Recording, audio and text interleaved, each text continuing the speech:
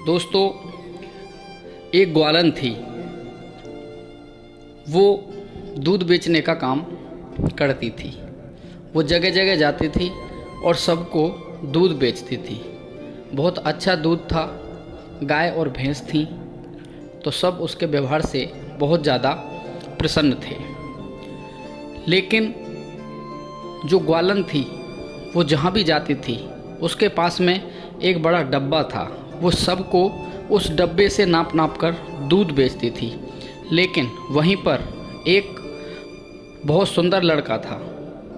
जब उसका नंबर आता था तो ग्वालन उसको उस डब्बे से नाप कर दूध नहीं देती थी, बल्कि उसके पास जो एक बाल्टी थी, जो एक डब्बा था दूध वाला, वो उस लड़के का डब्बा ऐसे ही भर देती थी बगैर नाप के। तो ऐसा कई दिनों तक निरंतर चलता रहता था। वहीं पर एक पेड़ था। उस पेड़ के नीचे एक साधु तपस्या करते थे, भगवान का नाम लेते रहते थे, माला जपते थे।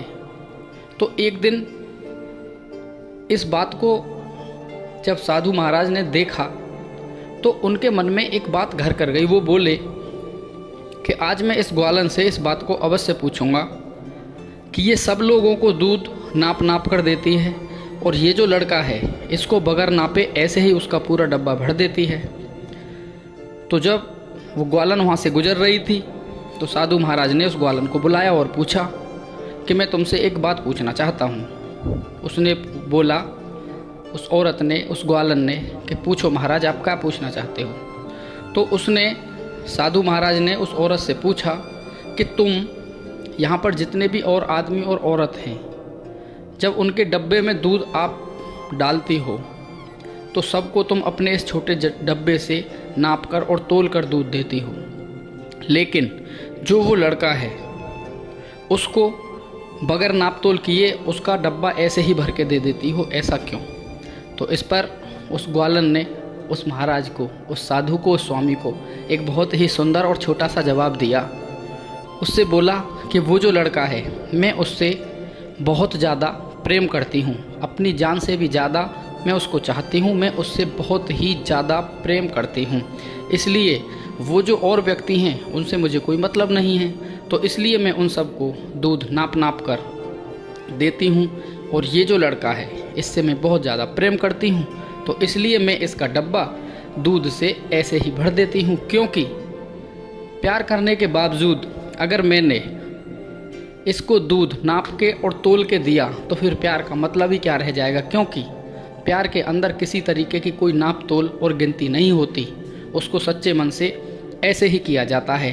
तो साधु ने पूछा कि फिर वो लड़का तुमको उसके बदले में क्या देता है। तो ग्वालन ने बोला कि कुछ भी नहीं। तो इतना कहकर ग्वालन वहाँ से चली जाती है।